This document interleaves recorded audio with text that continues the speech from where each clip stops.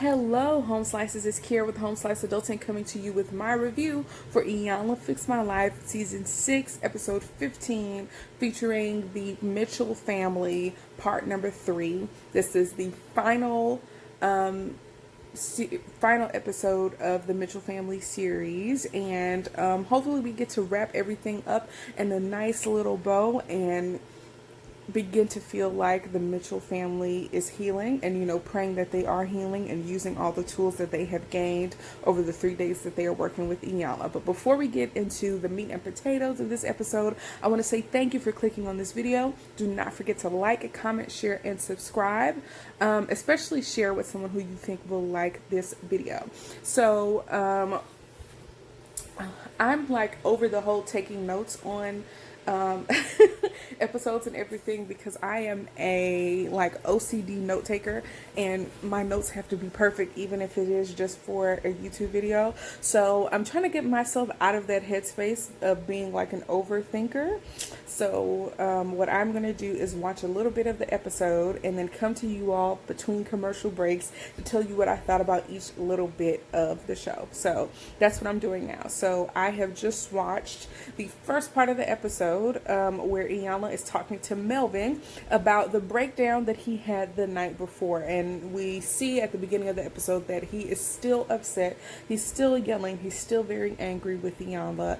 And he feels like Iyanla is asking him to coddle Marvin. And, Marvin is his brother, the only other brother that is gay and who has problems with his sexual identity, and who went so far as to ask his brother to deny him in the foster homes just so he wouldn't be associated with, somebody who was gay. So, and apparently he has been asking him to deny that, they have a family connection ever since then. So, they, kind of calm down from the upset or whatever, and it's the next day, and Iyanla sits down to talk to Melvin alone, and it's a really intense conversation. For me, I felt, I got a little bit emotional because I saw how hurt Melvin was and how vulnerable he was being, and, having survivor's guilt, knowing that he couldn't protect his brother from being molested, knowing that his brother just wants love and acceptance from everybody, and his brother not seeing that that Melvin accepts him, and feeling like his love is not enough. His love and acceptance is not enough for Marvin, and that he's afraid that Marvin is going to hurt himself, if he doesn't answer his phone calls. And, Iyanla, kind of put, lit a fire under his butt and was like, you can't help people if you don't tell them the truth. And, Melvin kind of had this mindset that a lot of us have when we are stuck in these, I think abusive is too harsh of a word, but when we are in relationships that have dynamics that are not healthy, a lot of times we don't tell the people who we're in the relationship with these problems because we're afraid we're going to hurt their feelings. They're not going to be able to handle what we tell them, and, stuff like that. So, Melvin has been keeping those feelings to himself because he doesn't feel like Marvin can handle them. And I understand that. But Iyanla is right. When you really love somebody, you tell them the truth. And when you don't tell somebody the truth, you sign up for being mistreated again. And, Melvin has definitely taught Marvin how to treat him, and that he can, deny that he's his brother, and, disregard the way that makes Melvin feel in order to protect Marvin's feelings. So that was like a really heartfelt part, and to see Melvin get to the bottom of the issues and kind of resolve to tell Marvin the truth. So I will catch you all when I come back after watching the next segment of the show. Ooh, y'all, I don't know what it is about Melvin being vulnerable that makes me upset, but I, shed a little tear, here and there. Maybe because I kind of can identify with Melvin. There are a lot of times and a lot of instances where using I statements, I have denied the things that I have wanted to do with my life that I have wanted to do in relationships. And when people say relationships, people automatically think romantic relationships, but it can be familiar relationships, it can be friendships. So I'm speaking in general when I say relationships, where there are things that I wanted to say or do, and I just held my tongue for a lot of reasons. Sometimes it was to preserve the feelings of somebody else. Sometimes because I didn't want to rock the boat. I mean, after you take something for so long, finally standing up and saying, I'm not going to take that anymore, I'm not going to allow you to treat me that way anymore, becomes more challenging. Like, if somebody does something to you once and you nip it in the bud, like, cool, right? But if you've spent years and your relationship has been the same dynamic, it's more difficult for you to get out of that cycle than it is if you would have nipped it in the bud in the first place. So, not having, the length of time that it's been going on is a factor as well. I mean, there's a lot of reasons. Just me as a person not, being conflict averse. A lot of people are conflict averse and they would rather just go with the flow and not deal with having this face-to-face disagreement, argument, interaction. And for me, that was the case a lot of times. Knowing the people that I am in relationship with, that, like, I don't know if you have ever just met people that are just so good with rhetoric and words that you just don't even get into arguments with you because they will argue you down. And it's like, you have this feeling in your head that if I tell this person how I feel, they're going to invalidate my feelings. They're going to find a way to do it, whether that's beating me down in an argument, whether that's just saying that I'm lying and that it's not true, whether that's bringing up the things that they have done for me in the past, to, try to invalidate the way that I feel. Like, there are people like that will manipulate you and make you think that you're crazy, and that your feelings are not valid. And sometimes if you know that, or you think you know that about the person that you're interacting with, or that you're in a relationship with, then that just stops you. Like, why would I even get into this argument when they're going to argue me down? When they're just going to have such a great argument, or they're going to escalate the argument so far that to a place where I don't want to go. So, seeing Melvin being vulnerable with Marvin, seeing how dismissive Marvin has been of Melvin, just kind of made me really sad. And to hear Melvin say, the best thing that I have in my life is that I have you as a brother, and you asked me to deny that. And when their friends was talking about how Melvin was the ugly brother, and Marvin just didn't care about Melvin's feelings, and I 100% believe that Marvin was telling the truth about not really caring so much about Melvin's feelings, like, obviously, but he came off as being kind of callous, as if he didn't care then and maybe he doesn't care now.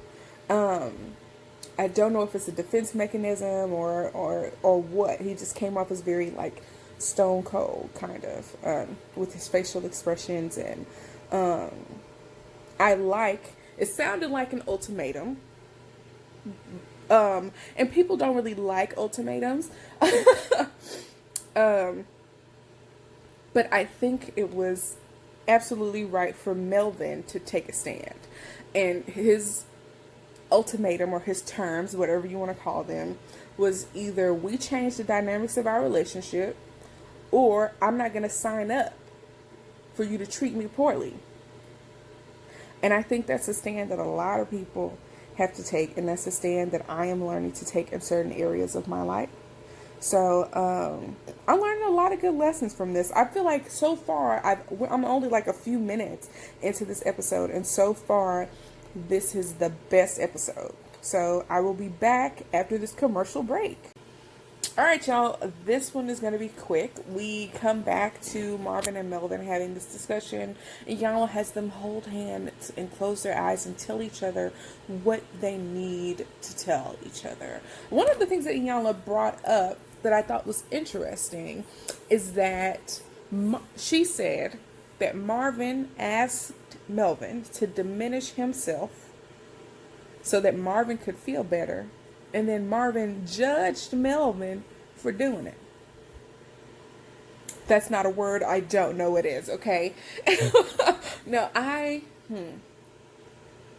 off the top of my head, I can't think of a situation where I have been on the giving end of that, of like judging somebody for doing something that I asked them to do. But I feel like maybe I've been on the receiving end of that. Somebody asked me to do something and then they like judge me for doing it. Yeah. But that's what stood out to me the most. But anyway, they talk to each other. They tell each other that they love each other. Marvin apologizes to Melvin. Melvin apologizes to Marvin for, not thinking higher of Marvin, feeling like he was able to handle the truth. And I think that's something that all of us need to really think about. There are people in my life right now that I could think of, off the top of my head, that I'm not crazy about the dynamics of our relationship and maybe want to change that. But feeling like either they can't handle that truth, or it's going to come out harsh, it's going to hurt their feelings, and they're not going to want to be in communication with me anymore because they're going to feel like, oh, you've been harboring these feelings for so long. How long have you been feeling this way? Why haven't you told me this before? And, all that kind of stuff. And so those are the two big lessons from that part. Next, we move on to Kizzy, who, interestingly enough, is coming off a little judgy, but I can't 100% blame her, I guess, saying that she and her mom have some rifts over the fact that LaRonda's mom raised her, which is Kizzy's grandmother, and Kizzy considers her grandmother to be her mom, and was basically saying that her mother was there and did the things as a mother with Kizzy that LaRonda should have done. And then Iyanla was like, well, where your kids at? And she should have said, they at home, where yours? Any people know where that reference is from, put it down in the comments. But anyways, so I don't know, I just really, made myself laugh with that joke. But anyways, so it's funny because she kind of stopped Kizzy in her tracks, and she was like, and Iyanla was like, why aren't your kids with you? Kizzy got some nerve, okay, to still be so upset at her mom, knowing that she's in the same place, maybe if not worse than where her mother was. We don't know how old Kizzy's children are, or at least I don't remember if they mentioned it, but Kizzy's 40 years old now. Now, I was watching one of Funky Dineva's reviews for, I think, the last episode of this, and he brought up something that I really hadn't considered. Kizzy is 40 years old. We can expect that somebody should be in a place to take their kids back into their lives at some point before 40, perhaps. So yeah, that just calls into questions like a whole bunch of things that are running through my mind. So I'm eager to get to the next part of this episode so we can finally see LaRonda tell her story to Kizzy, which is going to be interesting because I 100% believe that LaRonda was tied to a chair and hit with extension cords. I mean, just the generation that she grew up in. Black people in particular were very hard with physical punishments. I believe it was handed down from slavery when we were, whipped or whatever, and that's kind of all we knew, but that's a different conversation for a different day. The issue is, how has Kizzy never seen that side of her grandmother? And I understand as people get older, they kind of mellow out a little bit, but would she have mellowed out that much to where she was viewed completely differently from the time that LaRonda was a child to the time that Kizzy was a child? I don't know. We about to see. Y'all, Iyanla is trying to yank the tears out of my eyes, okay? So, we're sitting down with LaRonda and Kizzy and Iyanla, of course, and Iyanla says, you know what? It's time for you as a 40-year-old woman to hear your mother, a 59-year-old woman's story about how she was brought up and the story about how Kizzy ended up with LaRonda's mom, okay? And so, it came off to me as a very tragic tale. It came off to me as if LaRonda was very clear about the details and that she was not lying. And from Kizzy's reactions to a lot of things, I think that Kizzy is realizing there's some truth to it as well. I don't want to go over everything, but we know that, you know, according to LaRonda, her mom was very tough on her, a big believer in corporal punishment, and so much so that her mother would put her in cold baths to stop the bruising from the beatings, like covering up the evidence that you beat the crap out of your child. That's something's wrong up here. And then when LaRonda began to have her children, her mother became so manipulative that she got LaRonda to give Kizzy to her. And every time she would go to get her daughter back, or try to get her daughter back, or try to be in relationship with her daughter, her mother would manipulate her, would create a situation, would manipulate Kizzy into preventing LaRonda from even really becoming close with her mother. And that just breaks my heart, because I feel like we know people like that. Like, again, let me speak from the I perspective. I feel like I know people who are manipulative and who are so good at it that they almost always get what they want. And unfortunately for LaRonda, she just did not have the confidence, I guess. I don't even know what to call it. The confidence, the strength to actually stand up against her mother. Because when you have been programmed to be afraid of somebody, it's very difficult for you to finally stand up to them and take what you think is yours. And what she said, she grew up being afraid of her mother. Like, that resonated with me.